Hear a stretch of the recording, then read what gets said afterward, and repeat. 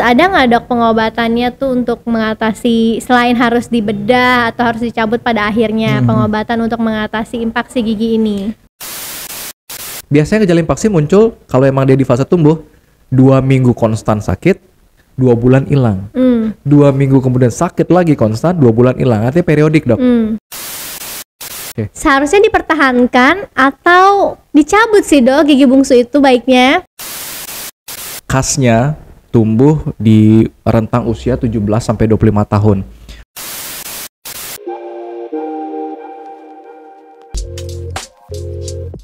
Membahas seputar kesehatan gigi di masyarakat, dikemas secara ringan dan santai, informatif dan edukatif,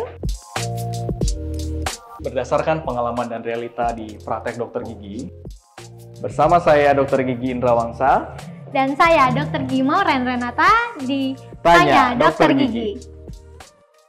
Halo, ketemu lagi di Tanya Dokter Gigi. Oke, kita mau bahas apa dok hari ini dok? Ya, jadi kita mau bahas pertanyaan yang masih pada bingung nih tentang gigi bungsu nih dok. Oke. Seharusnya dipertahankan atau dicabut sih dok gigi bungsu itu baiknya? Ya, jadi benar dok, pasien-pasien kita juga selama ini kan datang juga masih bingung ya. Dia ada keluhan sakit gigi bungsu, apakah harus dicabut atau dipertahankan aja gitu. Jadi kita akan bahas hari ini tentang gigi bungsu ya. Jadi gigi bungsu itu gigi geraham paling terakhir. Kalau di kedokteran gigi kita sebutnya gigi nomor 8 atau gigi geraham ketiga. Nah, gigi bungsu ini khasnya tumbuh di rentang usia 17-25 tahun. Normalnya dok ya, artinya di usia itu gigi bungsu baru mulai tumbuh. Nah, jadi itu pun bisa masih continue pertumbuhan yang bisa sampai 30 tahun tergantung kembali keadaannya. Apa sih sekarang masalah yang muncul gitu kan dok ya pertanyaannya? Suka bingung kan nih dok, giginya tapi nggak ada yang bolong, tapi kok sakit. Bisa jadi tuh gigi bungsu nggak sih dok? Bisa kan masalah-masalah itu muncul dari gigi bungsu? Jadi masalah awalnya dok ya, kenapa sih bisa muncul masalah pada gigi bungsunya gitu? Jadi karena tumbuhnya paling terakhir, ya kan, gigi bungsu ini sebenarnya nggak cukup ruang untuk dia tumbuh dok. Jadi untuk dia tumbuh keluar, satu daya tumbuhnya ada, tapi ruangan tidak ada. Nah, otomatis dia akan mendesak gigi depannya untuk tumbuh dok. Nah di situ masalah pertama muncul, mendorong gigi depan, akhirnya ada rasa sensasi nyeri pada gigi depannya. Sakit gigi itu ya dok gigi ya? Itu. Yang kedua, ada sensasi bengkak gitu dok di dalam rongga mulut, terutama di area paling belakang, di tempat tumbuhnya gigi bungsu itu. Gusinya biasanya dok ya? Yes, jadi waktu dia tumbuh, dia harus mendesak tulangnya dan harus merobek gusinya untuk dia bisa tumbuh. Nah pada saat itu terjadi, gusinya harus, ibaratnya waktu dia didesak, dia akan membengkak.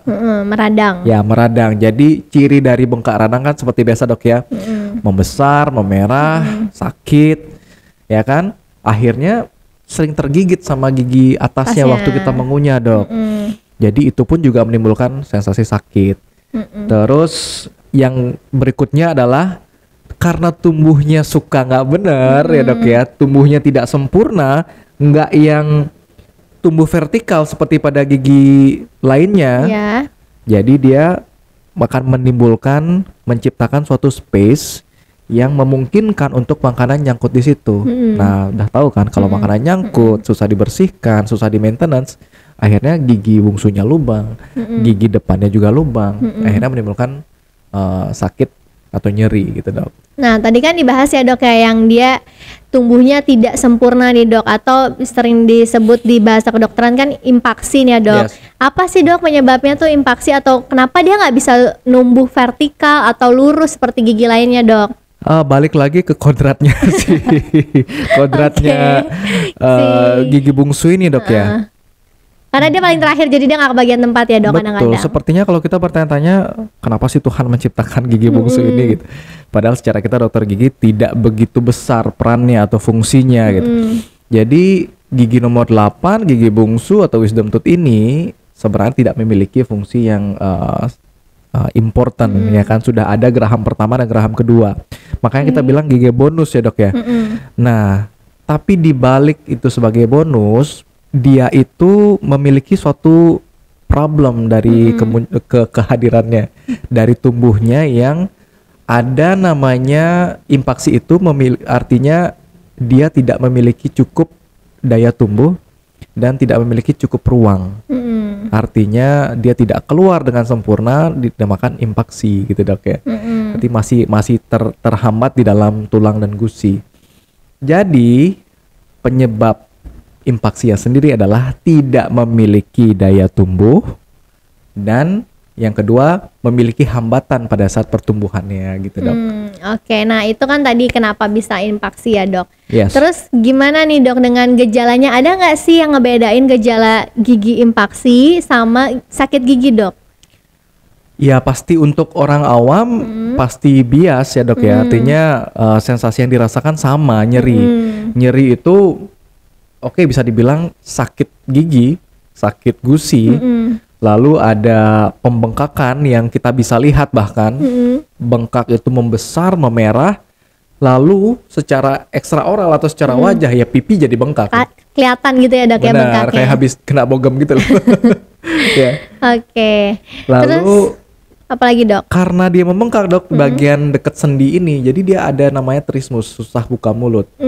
Jadi limitasi bukaan mulut terbatas jadi jadinya. terbatas. Jadi apalagi sampai cuma bukaannya 2 jari begitu ya kan kesusahan makan artinya.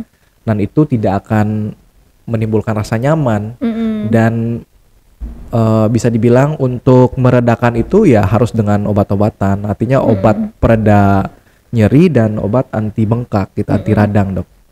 Oke, jadi kalau udah kayak gitu, kapan nih dok kita harus ke dokter gigi? Apakah harus nunggu bengkak sampai nggak bisa buka mulut dok? Ya, jadi gini, kalau kayak tadi kita bilang kasnya tumbuh di usia 17 sampai 25, sekarang lihat dulu nih.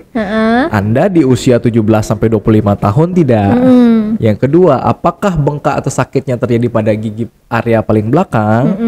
Lalu pemeriksaan secara mandiri dulu, dilihat apakah benar ada pembengkakan di area gusi belakang, atau misalkan kita raba-raba, oh benar sakitnya itu benar di paling ujung. teraba paling ujung. Nah kalau sudah ada gejala itu, artinya gejala kita curiganya impaksi. Apalagi kalau kita hitung ya jumlah gerahamnya ada 1, 2 dan 3-nya belum ada. Nah itu lebih baik kunjungi dokter gigi untuk melakukan pemeriksaan. Jadi dokter akan melakukan early diagnose atau pemeriksaan awal agar tahu nih, oke, ini secara klinis dicurigai memang fase tumbuh gigi bungsu. Dan dokter juga akan melakukan pemeriksaan penunjang, ya ronsen gigi atau X-ray untuk mengetahui apakah memang tumbuhnya cukup ruang, apakah memang hanya perlu waktu untuk dia keluar, apakah dia menimbulkan masalah pada gigi tetangganya, apakah dia memiliki kelainan sendiri pada gigi itu. Nah jadi dari ronsen, kita sebutnya ronsen panoramik ya yang full, jadi dokter bisa lihat dengan pemeriksaan penunjang itu. Sama bisa lihat juga posisinya gimana. Betul. Ya dok ya. Nah posisi vertikal, melintang, agak setengah-setengah gitu. Iya. Nah dan khasnya itu dok, balik lagi ke mumpung kita bahas kapan harus dokter gigi, nanti dari hasil ronsen itu dokter gigi akan menjelaskan gigi itu tumbuhnya tegak, miring atau bahkan horizontal atau bahkan terbalik dok. Di situ akan ditentukan tingkat kesulitannya. Dari tingkat kesulitan itu nanti dokter akan menentukan apakah dikerjakan oleh dokter gigi umum ataukah harus dirujuk ke dokter gigi spesialis bedah mulut untuk melakukan pengangkatan gigi bungsunya dok. Betul banget. Oke, tadi kan udah tuh dok kita bahas kapan harus ke dokter gigi. Terus ada nggak dok pengobatannya tuh untuk mengatasi, selain harus dibedah atau harus dicabut pada akhirnya, pengobatan untuk mengatasi impaksi gigi ini? Betul. Kalau dibilang pengobatan balik lagi ke tingkat keparahan ya. Misalkan kayak tadi Anda di usia 17 sampai 25 Anda mengalami gejala-gejala impaksi, sekarang lihat. Biasanya gejala impaksi muncul kalau emang dia di fase tumbuh 2 minggu konstan sakit, 2 bulan hilang, 2 minggu kemudian sakit lagi konstan, 2 bulan hilang, artinya periodik dok, karena dia fase tumbuh, tumbuh berhenti. Nah kalau memang dari hasil pemeriksaan ternyata memang oke, nggak apa-apa, ini tumbuhnya cukup dan memang fase tumbuh, memang kita nggak bisa ngapain, biarin aja dia tumbuh. Mungkin waktu dia radang dan nyeri, kita medikasi dengan anti radang dan nyeri dulu, sampai memang dia tumbuh sempurna. Ada juga dok, akhirnya waktu dia tumbuh sudah mendekati permukaan, sudah melewati tulang, tapi berusaha merobek gusi, jadi gusinya jadi bengkak.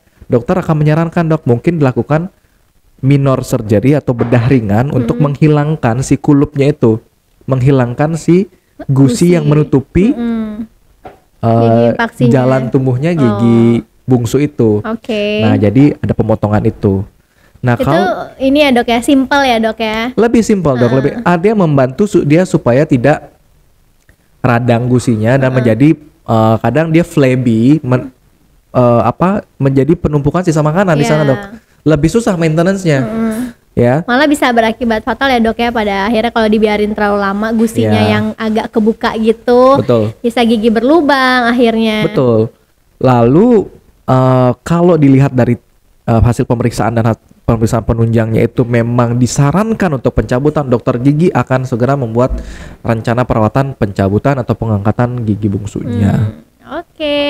Nah udah jelas banget ya jadinya dari apa sih gigi bungsu, pengobatannya, terus gejalanya.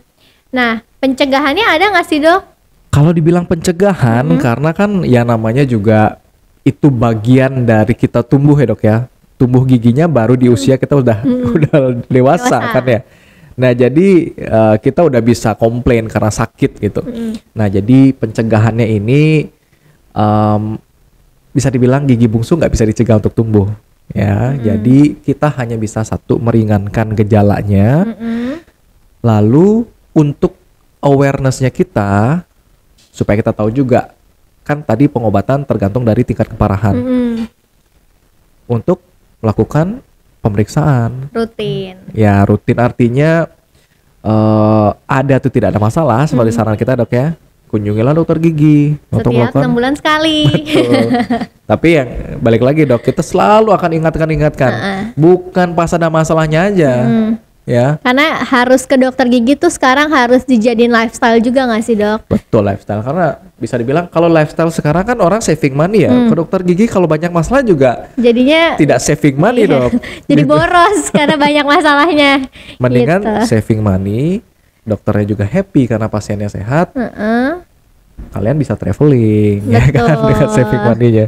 Itu sih dok ya, dengan pemeriksaan rutin dokter gigi supaya tahu tingkat keparahannya, supaya tahu saran-saran dari dokter gigi untuk keadaan yang dialami gitu. Oke, sekian bahasan singkat padat jelas untuk menjawab pertanyaan tentang gigi bungsu ya. Harus dicabut atau dipertahankan? Dicabut atau dipertahankan tergantung dari kondisinya, dan kondisi itu nggak akan tahu kalau nggak ke dokter gigi. Ke dokter gigi ya dok. Betul. Jadi kesimpulannya satu guys, artinya saran kita selalu sama, terutama masalah gigi bungsu ini, lakukanlah pemeriksaan rutin ke dokter gigi, cek, ngobrol lah sama dokter gigi, jadikan dokter gigi teman lah, ya, untuk nantinya dapat informasi yang berguna, selain buat diri sendiri, buat teman, saudara, orang tua, pacar dan lain-lain, supaya punya kesadaran juga. Betul. Karena fungsi kita podcast ini, kita membantu kalian semua buat punya kesadaran lebih ya dok ya. Oke. Jadi jangan ragu buat datang kunjungi dokter gigi terdekat buat dapetin informasi dan tahu kondisi kalian atau bahkan pencegahan sebelum makin parah. Dan jangan lupa buat subscribe, comment, like, and share video-video kita. Ya, karena kita masih banyak punya video-video lain untuk menjawab pertanyaan-pertanyaan seputar kesehatan gigi di masyarakat ya dok ya. Sampai ketemu di Tanya Dokter Gigi.